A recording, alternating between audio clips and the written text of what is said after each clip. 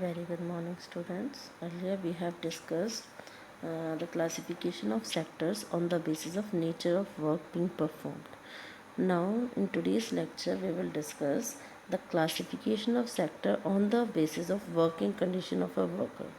On the basis of working condition of a worker, the sector is divided between two parts: organized sector and unorganized sector. Unorganized sector, organized sector. Organized sector covers those enterprises where the term of employment is regular. यहाँ पर employment कैसा होता है बेटा? Regular employment होता है. आपकी जितनी भी गवर्नमेंट जॉब्स आती हैं, जो भी ऐसी जो परमानेंट जॉब जिनको बोलते हैं परमानेंट जॉब जो होती हैं, क्लियर, वो ऑर्गेनाइज सेक्टर में आती है. अनऑर्गेनाइज सेक्टर ऐसा सेक्टर होता है, it is categorise by small and scattered units which are largely outside the control of government. Unorganise sector government control नहीं करती, ऑर्गेनाइज सेक्टर गवर्नमेंट कंट्रोल करती है. अनऑर्गेनाइज सेक्टर में जॉब्स परमानेंट या regular नहीं होती, ऑर्गेनाइज सेक्टर में jobs permanent या रेगुलर होती हैं. They are registered by government. They follow rules and regulations, various laws such as the Factories Act, the Minimum Wages Act, payment of gratuity, shops and establishment etcetera. ये क्या है? Organise sector जो है बेटा, ये government के द्वारा regulate किया जाता है और यहाँ पर रूल्स रेगुलेशन सब फॉलो किए जाते हैं. कई सारे कानून भी बनाए गए हैं, वो भी फॉलो किए जाते हैं. अनऑर्गेनाइज सेक्टर में अनऑर्गेनाइज सेक्टर कोई भी रूल्स और रेगुलेशन को फॉलो नहीं करता, क्योंकि कंट्रोल गवर्नमेंट के कंट्रोल से बाहर है, गवर्नमेंट के द्वारा कंट्रोल नहीं किया जाता. Worker in the organise sector are paid according to prescribed scale. जो भी इनका प्रिस्क्राइब्ड स्केल होता है, रेगुलर बेसिस पे उनको सैलरी मिलती है. लेकिन इसमें क्या है बेटा, अनऑर्गेनाइज सेक्टर में मोस्ट जो जॉब होती है वो लो पेड होती हैं और कभी कभी तो रेगुलर भी नहीं होती. Clear. They get annual increment and other allowance such as provident fund, payment during holidays, paid leave, gratuity, medical facilities, safe drinking conditions. ये सब फैसिलिटी इनके पास अवेलेबल होती है. But there is no provision of overtime, paid leave, holiday leave due to sickness etcetera in unorganise sector. Organise sector में ये जितनी भी फैसिलिटीज़ होती है कि इंक्रीमेंट मिल रहा है, ग्रेजुएटी मिल रही है, पेड लीव मिल रही है, हॉलीडेज़ मिल रहे हैं या पेमेंट ड्यूरिंग हॉलीडेज़ मिल रहा है, मेडिकल फैसिलिटीज़ मिल रही है, ये सब ऑर्गेनाइज सेक्टर में मिलता है, लेकिन अनऑर्गेनाइज सेक्टर में नहीं मिलता. ऑर्गेनाइज सेक्टर में ट्रेड यूनियंस भी बन सकते हैं, लेकिन अनऑर्गेनाइज सेक्टर में वो ट्रेड यूनियंस भी नहीं बना सकते. अब क्योंकि अनऑर्गेनाइज सेक्टर की कंडीशन कैसी है, वहाँ पर रेगुलर सैलरी भी नहीं है, रेगुलर एम्प्लॉयमेंट भी नहीं है, गवर्नमेंट के द्वारा बनाए गए रूल्स रेगुलेशंस भी फॉलो नहीं किए जाते, कोई भी फैसिलिटीज़ उनको नहीं मिल रही है, तो वो क्या है, उनको प्रोटेक्शन की ज़रूरत है. अनऑर्गेनाइज सेक्टर को प्रोटेक्शन की ज़रूरत है. they are paid low salaries, therefore they are not able to fulfill their even their basic needs. वो क्या है, उनको क्योंकि बहुत ही कम सैलरी मिल रही है, इसलिए वो कब अपनी जो बेसिक नीड्स है वो भी पूरा नहीं कर पा रहे हैं. एक्सप्लॉयटेड है, they are exploited. Employment is there, employment है, but on not regular basis पे एम्प्लॉयमेंट नहीं है. उनको किसी भी टाइम बिना किसी रीज़न के बाहर निकाला जा सकता है जॉब से. अदर देन सैलरी, जो सैलरी के अलावा और बेनिफिट्स होता है, अदर बेनिफिट्स है, वो भी नहीं उनको मिल रहे हैं. These workers also face social discrimination. को सोशल डिस्क्रिमिनेशन को भी फेस करना पड़ता है. सोसाइटी में भी थोड़ा सा क्या होता है बेटा, इनके साथ डिस्क्रिमिनेट किया जा सकता है.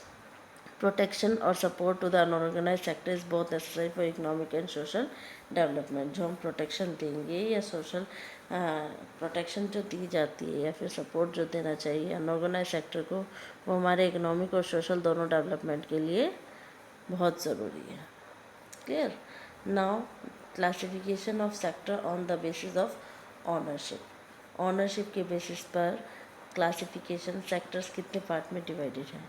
ऑनरशिप के बेस पर सेक्टर 2 पार्ट में डिवाइड है, public sector and private sector. Public sector it is on और स्टेन. इसके ऑनर कौन होता है? पब्लिक सेक्टर का ऑनर होता है गवर्नमेंट, सेंट्रल गवर्नमेंट या फिर स्टेट गवर्नमेंट, कोई भी गवर्नमेंट पब्लिक सेक्टर का ऑनर होता है. प्राइवेट सेक्टर ये प्राइवेट इंडिविजुअल के द्वारा ऑन किया जाता है. क्लियर. में पब्लिक सेक्टर में क्या है, जो वर्क होता है उनका, they work with the main motive of providing services to the people. इसका जो मेन मोटिव होता है सोशल वेलफेयर, जबकि प्राइवेट सेक्टर का मेन मोटिव क्या होता है, profit earning. Clear. It is guided by social objective, like इसमें क्या है, क्या किसके द्वारा मतलब काम जो किया जाता है उसको कैसे गाइड करके मतलब किस टाइप से किया जाता है, बैकवर्ड एरिया का डेवलपमेंट करना है, एम्प्लॉयमेंट क्रिएट करना है, वेल्थ का इक्विटेबल डिस्ट्रीब्यूशन करना है। ठीक है, लेकिन इसका मेन ऑब्जेक्टिव क्या होता है, इसका मेन ऑब्जेक्टिव कोई सोशल ऑब्जेक्टिव नहीं होता, किसका, प्राइवेट सेक्टर का। ये सिर्फ इसका मेन ऑब्जेक्टिव क्या होता है कि इसको फाइनेंशियली कंट्रोल करना है, या फिर आपका इसमें फाइनेंशियली अर्न करना है, प्रॉफिट अर्न करना है, ये मेन मोटिव होता है। Examples of public sector are railways, Air India, LIC, RBI, FCI। An example of private sector is are Reliance Industries Limited, Tata and Iron Scale Company Limited. Okay, limited word is used after the name of private sector enterprise.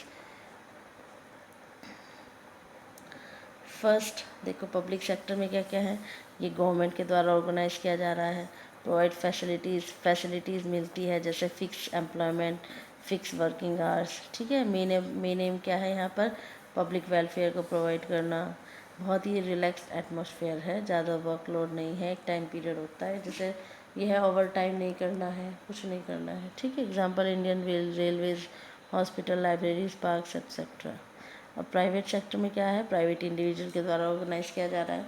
Opportunities promotion की यहाँ पे ज़्यादा होती हैं, तो companies growth, तो promotion भी अब हमारा हो सकता है। क्लियर। कोई फिक्स एम्प्लॉयमेंट नहीं है, कोई फिक्स वर्किंग आवर नहीं है यहाँ पर। एफिशिएंसी देन पब्लिक, इसकी एफिशिएंसी ज़्यादा होती है पब्लिक सेक्टर से। अगर इसको सामान बनाने के लिए दिया, अगर मान लो प्रोडक्शन कर रहे हैं, कोई प्रोडक्शन कर रहे हैं किसी भी सामान का, तो हमें क्या कर सकते, इसकी ये ज़्यादा टाइम में मतलब कम टाइम में ज़्यादा सामान बना सकता है than public. Clear. Main aim क्या है, profit making. Economic activities are highly interdependent on each other, जितनी भी हमारी इकोनॉमिक एक्टिविटीज़ होती हैं वो आपस में एक दूसरे पर डिपेंडेंट होती हैं। अब उनकी इंटरडिपेंडेंसी को समझने के लिए एक एग्जांपल लेते हैं कोल्ड ड्रिंक का। A cold drink contains water, sugar and artificial flavour, ये तीनों चीज़ें होती हैं। Suppose if there is no sugar cane production, अगर कोई शुगर केन प्रोडक्शन नहीं हुआ तो शुगर भी नहीं होगी, शुगर बहुत मुश्किल से मिलेगी, है ना। And costly for the cold drink manufacturer. अब अगर शुगर केन नहीं हो रहा है तो शुगर नहीं मिल पाएगी, जो कि बहुत ज़्यादा ज़रूरी है किसके लिए, कोल्ड ड्रिंक के लिए। क्लियर।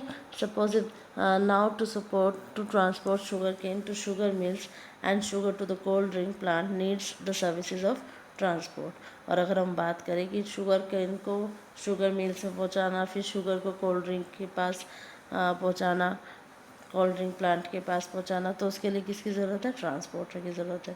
तो मतलब इसमें तीनों सेक्टर आ गए ना बेटा, इसमें आपका कि हर एक एक्टिविटीज़ जो भी है, चाहे वो प्रोडक्शन हो रहा है यहाँ पे मतलब प्राइमरी है, सेकेंडरी में जाना है, टर्शरी सेक्टर ने उनको हेल्प किया। तो इस तरीके से हमारी इकोनॉमिक एक्टिविटीज़ होती हैं वो आपकी क्या है बेटा, आपस में इंटरकनेक्टेड और इंटर रिलेटेड होती है।